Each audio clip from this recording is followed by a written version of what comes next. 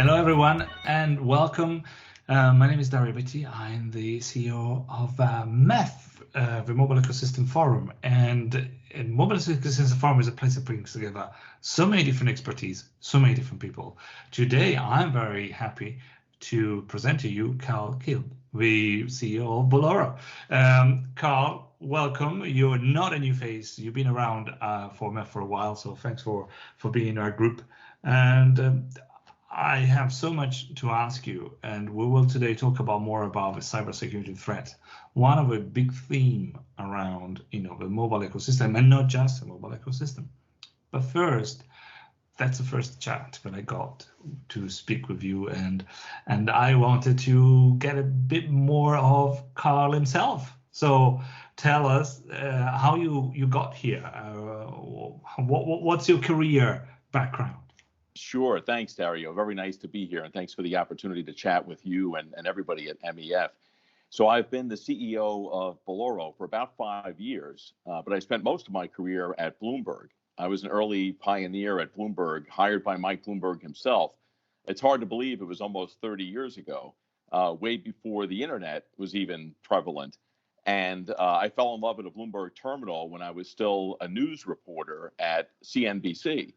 And I was finishing law school at night at Fordham, and my goal was to be an in-house lawyer at a multimedia data company. So it was very fortunate timing and the perfect place for me to be for 22 years. I was the first lawyer at Bloomberg, and I was the general counsel for more than 15 years.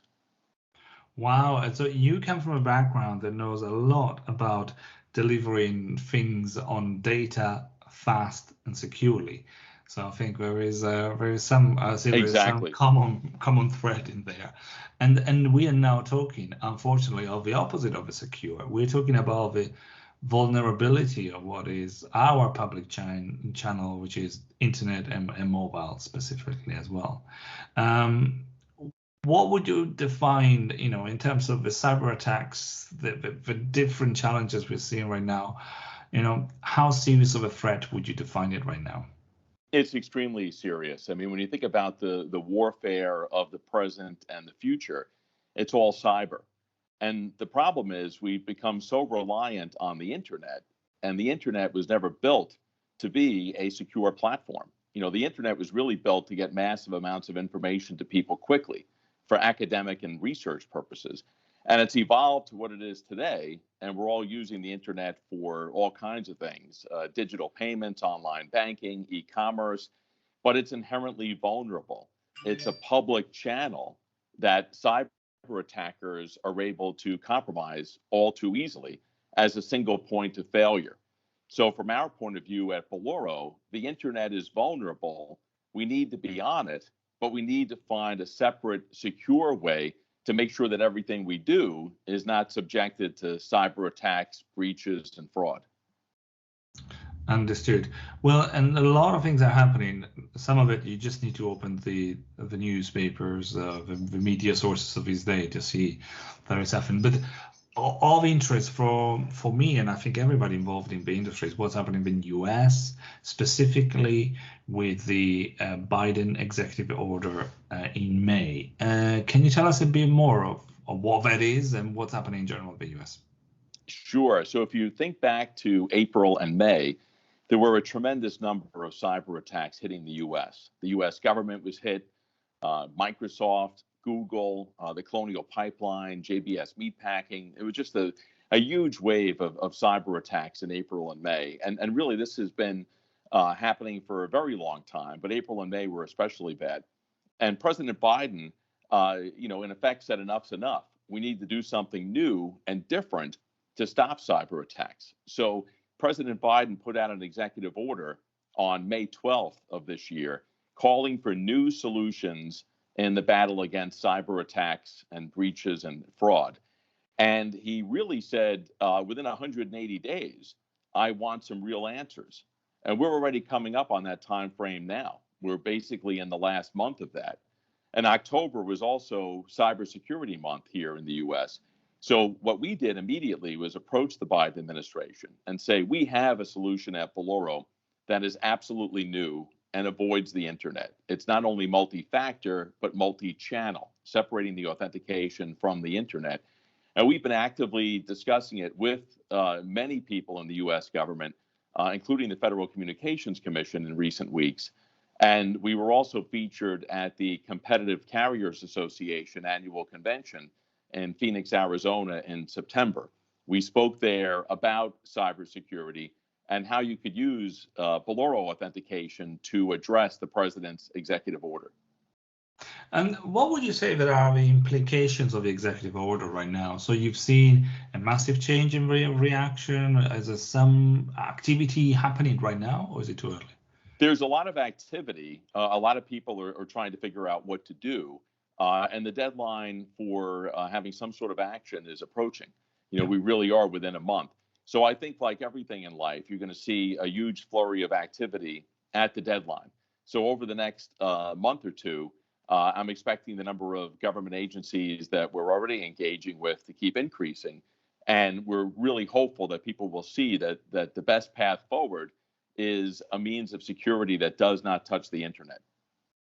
Well, I think you mentioned a few of the keywords that I'd like to go a bit deeper, and to understand the solutions out there. Let's talk about the threat itself. I would say, what would you say right now that we need to be looking forward? Is it a question of password? Is it a question of authentication? Is it a question of having different identities and multiple? What would be your top concern from a user point of view of what's happening out there? Sure. Well, again, coming back to the vulnerability of the internet, if you're entering your login and password in the same place, an application, a browser, or something else that's on the internet, it's just too easy to compromise. The fraudsters are hacking into your Gmail. They're getting access to your operating system through malware. And now we're even seeing that SMS messages are very easily compromised. Just look at the news of the past few weeks with the Cineverse breach. It looks like literally trillions and trillions of SMS messages were compromised over the past 5 or 6 years. And we're only finding out about that now. So if you're looking at traditional forms of authentication, app-based, internet-based, everything within the same app or browser, or one-time pins and passwords over SMS messages, we're seeing that all of these things are frankly archaic, they're vulnerable, and they're really easy for the bad people to compromise. And that's why time after time after time, we're seeing hacks and all types of attacks. And even when patches are issued, that's about all they are. It's a Band-Aid approach. It's a temporary approach. And soon after the patches, we see more attacks. So again, we need to come up with a lock and key that is not only multi-factor, but multi-channel. We need to have something that layers on top of the internet and is separate from it. So you just mentioned the other words that I wanted to ask you more about, which is multi-channel. Why multi-channel, and what do you mean by multi-channel? Sure. So multi-channel means you're not doing everything in the same place. So for example, you're on the internet for your banking, your payments, your e-commerce, all of your usual activity.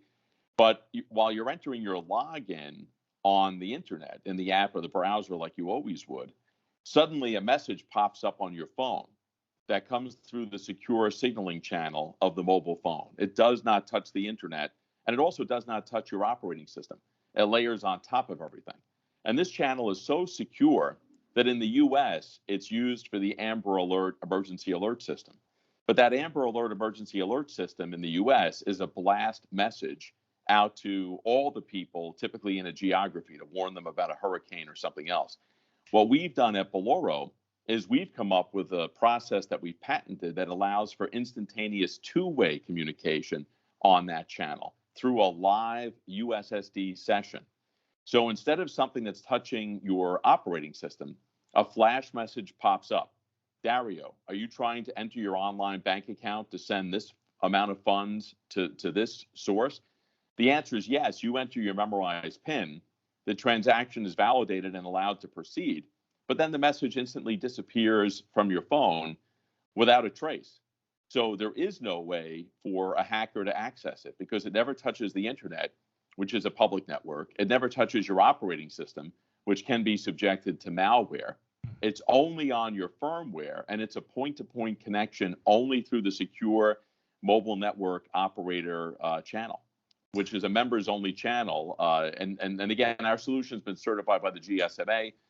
They've taken a look at it. It works with any mobile carrier, and frankly, could also bring a lot of revenue to carriers by giving them new use cases.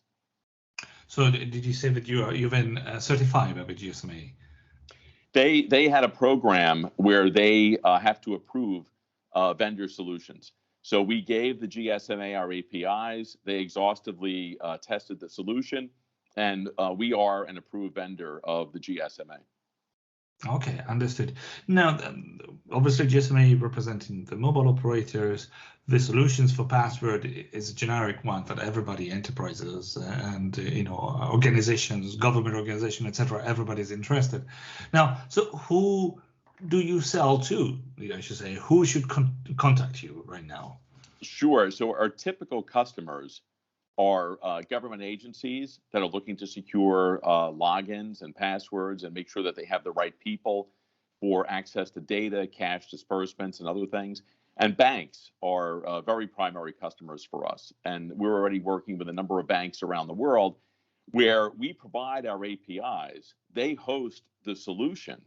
So all data is controlled by the bank or the government agency, whoever the licensee is. But take an example of a bank. A bank is already managing a PIN and a password for your ATM access and for your online banking. The difference now is that PIN or password is not entered on the internet or in an app or browser or any way that touches the operating system. That PIN, password, that memorized secret is entered into a flash message that appears, you respond to it, and then it disappears without a trace on the phone. So giving you not only multi-factor, physical possession of a mobile phone and knowledge of a memorized secret, but multi-channel, separating the authentication from the internet and the operating system, putting real security in the palm of your hands. And when you think about it, Dario, the one thing we always leave the house with is our phone, right? Sometimes people forget other things. They might even forget their wallet, but most people have their phone in their hand. So from our point of view, if you have your physical phone and you have a memorized secret, and this flash message is not touching the internet or the operating system, you have real security, because we can defeat SIM swaps. We can defeat any type of mobile fraud because we're not touching the internet, we're not touching the operating system, and we have both possession and knowledge factored in. And you just mentioned something which is very timely as well. I mean, the FCC has been discussing that and currently opening a consultation, the SIM swap. I mean, if that's a solution where somebody's trying to pretend to be yourself, taking over your phone account, your SIM, so that they can then use it for other services. Very topical. Tell us a bit more of what can you do for SIM swap as well. Sure. So in the typical world up until now, when a SIM swap occurs, when the bad guys take control of your phone, they can see everything on your phone. They see everything that touches the operating system. So if somebody has access to your phone, they can see your app-based logins and passwords. They can see any one-time PIN or password that's sent your way because that's touching the operating system. So when the bad guys do a SIM swap and access your phone, they really become you, and they're able to commit fraud. And right now that's happens routinely. Boloro stops that. We defeat SIM swaps because in our world, the messaging does not touch the internet or the operating system. So there's no trace on the phone itself of your memorized PIN or password. So if the bad guy does a SIM swap and somehow commandeers your phone, they have no way of accessing your PIN or password. So I equate it to your wallet is stolen or lost, and somebody has your bank card, but they do not know your memorized PIN. So they walk up to the ATM, they put the bank card in, and they're not able to get any money. Same thing with the Boloro approach on your phone. The bad guy might do a SIM swap, they might get access to your phone, but they have no way to get access to your memorized secret because it never touches the internet or the operating system. Okay, understood. Well, I think I have one more generic and futuristic question for you, which is, until today, the password questions and the login and password, your security was left on the back burner, I should say. You know, we knew it wasn't perfect, but it kind of worked. And right now it was just it's something that you simply have to do. But are we looking at people, not just companies, paying more attention? And are we looking at them eventually paying for the additional security in defending their own identity as well? Is it turning into a revenue opportunity to sell better protection as well as then protected for the industry and for a specific lower bank or anybody else? Do you think the table will be turned and soon you will be able to sell with your partners solution to the end users as well? I definitely do. I mean, we're at a point now where really the most important thing we have in life is our identity, our personal identity. How do we protect it? How do we make sure it really is you? And it comes back to those fundamental secure customer authentication elements: possession and knowledge. And if only you possess your physical mobile phone and only you know the memorized secret, and now it's not only multi-factor but multi-channel, we're putting real security into the hands of the user. And there's no question that even before COVID-19, the world was moving toward digital everything. We were already moving in the direction of online banking and e-commerce and mobile payments and absolutely everything happening online. But now with COVID-19, not only are we doing even more online, but often people are even working from home. Access to data and networks is just absolutely crucial. You have to have real security that is compatible with all mobile phones, easy for people to use, and truly secure. And if you look at the cyber attacks, when the US government and Microsoft and Google and Cineverse, companies of that size, cannot protect themselves because the internet is inherently vulnerable, everybody has to step back and say, it's time for a new solution. It's time for a new solution that does not touch the internet, does not touch the operating system, puts real security in people's hands, and is user-friendly and really easy with all data hosted locally. So it also meets not only the secure customer authentication, but the general data protection regulations, because no personal data is being used. Everything remains in the hands of the licensee. So we think the time is exactly right, and we're extremely excited to be working with the MEF and all of the MEF members to bring this to life, because mobile network operators, connectivity providers, they're our collaborators in this effort. So to the extent we can continue to work more and more with MEF and its membership to bring this solution to people, that's tremendous. So I really appreciate the opportunity to speak with you and all the MEF members. Music to my ears. Obviously, all the good words you said about MEF, you touched my heart. But also, more seriously, what you're saying is very important. We have a challenge in the industry, and the challenge all the industry right now, the digital industry, and that is how to maintain security of your identity. Somehow we need to do something urgently to solve it. And great to talk to you, Karl. Great to talk Thank to you. To Great Boloro. to speak with you. We will have additional information on how to find you, so to continue the conversations with you later on. But for right now, I'll say thank you and to Boloro, and I'm sure we'll continue keeping up to date with everything you're doing in over there at Boloro. Thank you again. Thank you, Dario. Take care. Bye-bye. Bye-bye.